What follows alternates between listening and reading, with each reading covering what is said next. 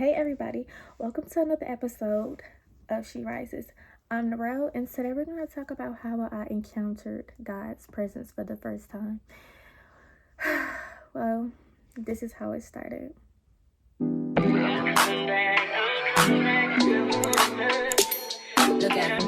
Okay, so it started in my environment. So I lived in like 4 different environments along my spiritual journey, right? But I didn't realize I was spiritually awakened until last year. So the environment I was living in my kingdom spouse's parents' home, right? So a kingdom spouse is a God ordained person that God chooses for you, and you both are broken in the midst, and along the journey, He restores both you guys, right? So I moved in with them. I thought it was peaceful, because all the other environments I came from, it was nothing but chaos. It was toxic. It was emotionally draining. I was misused emotionally, misused mentally. I was taken advantage of. I was being controlled. I was being puppet in a way by my family. Just being a black sheep, being misunderstood, being unseen, and just them trying to make me turn into the person that they wanted me to be instead of me trying to step out and instead of letting me be the woman that God called me to be, because I was trying to do things my way, but no, they wanted to use their strings and be manipulative to try to pull me into things and patterns that they're still stuck in, rather than me trying to change it and step out of it, right? So mind you, I moved in my kingdom spouse parents' home in March of last year. And it was peaceful. I met them before. It was calm, cool, collected. The game of my spiritual warfare and awakening is control. And if you read my book about spiritual warfare and awakening, you can buy it on Amazon and my website. But the name of the game was controlling. So let me just describe the pain and how I was feeling during that time. When I moved in, it was peaches and cream, but in reality, I was really lonely. I was scared. It was something new for me. I never moved in with nobody ever before. I was confused because I was still stuck in a familiar pattern that I didn't realize I was in. A generational pattern. And I figured it out.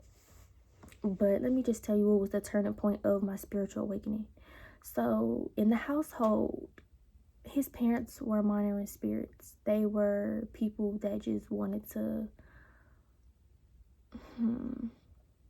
take advantage of me in a way, because they knew the oil that I carried in myself, because I didn't know just yet. And it was taken advantage of mentally and emotionally. They would try to monitor where I'm going, what I'm doing, where I'm working at, like what's my plans, like just being nosy. They would try to interfere with my relationship, try to make us kind of go against each other, just putting things in our ear, just negative, just being toxic, being weird, just giving out this energy. Projection. Definitely was projection. What else? Back then in their household, before then, but in their household, I was smoking a lot more than usual. I was drinking a lot more than usual. We would always play games and drinking and games and drinking and drinking. And I feel like I was turning into somebody that I did not want to become. And I feel like they was projecting their problems and struggles onto me in a way. But that's not the turning point just yet. The turning point was that, but like my relationship, and I figured that out. That generational pattern was in relationships, and I felt like in my relationship it was toxic as well, because the environment, but also it wasn't godly centered just yet. It was based off lust, mainly lust, I would say. And lust was used to cover up emotions, pain, trauma, just conversations that were meant to be spoken in like a relationship that was supposed to be godly centered. It is now, but I'm speaking from what happened. And that was really my turning point. My relationship was so draining. Like, I was pouring out all of me, instead of pouring into myself, loving somebody else before I could understand who I was. So that was my turning point. And I ran to my car. Like, I'm always running away from my problems. That's the pattern too. I was always running away from my problems because I felt like I was unseen, I was misunderstood. So I felt like me lashing out and crashing out was my only way to be seen and heard. So I ran to my car, and I was crying so loud out to God. I was like, God, why me?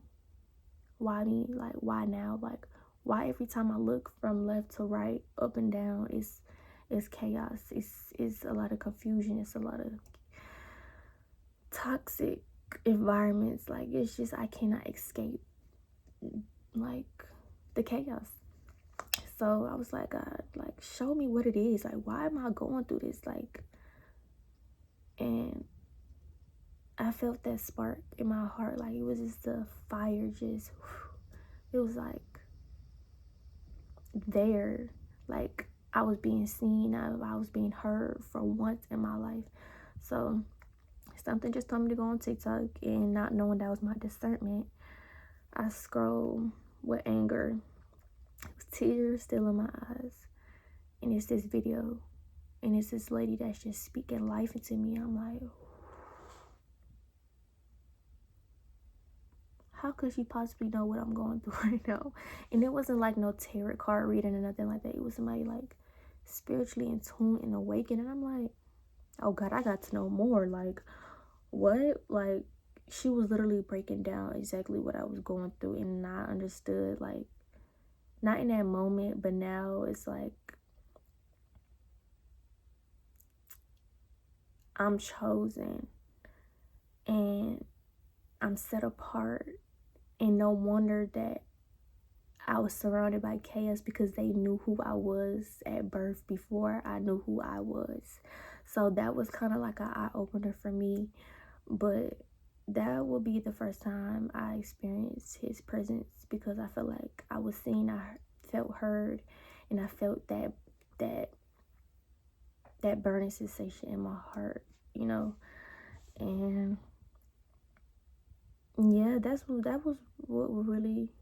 was really my turning point, to actually know and understand what was going on in my life, to finally step out of the matrix and out of that cycle, to begin not to necessarily get through it, because I did at the moment want to get through it, like, oh God, like, no, the process was not easy. Trust and believe, I feel like I was going to war, because it is. And yeah, I was like, wow, I'm really going through this, and you chose me for a reason to be able to do this. But after that moment, I felt like I had taken my power back. That, not that same exact day, but as I was taking step by day out that matrix, out that cycle, I feel like I was taking my peace back. I was taking my voice back, and I was taking, like, everything that was stolen from me back. Not fully, but, you know, slowly but surely. And this episode was my encounter of God, and the second episode would be me answering that call. And yeah, that was my turning point in my awakening of everything that happened. But yep, that was my awakening.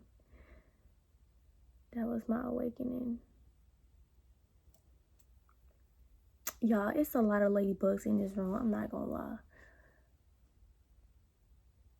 God got a funny way of speaking.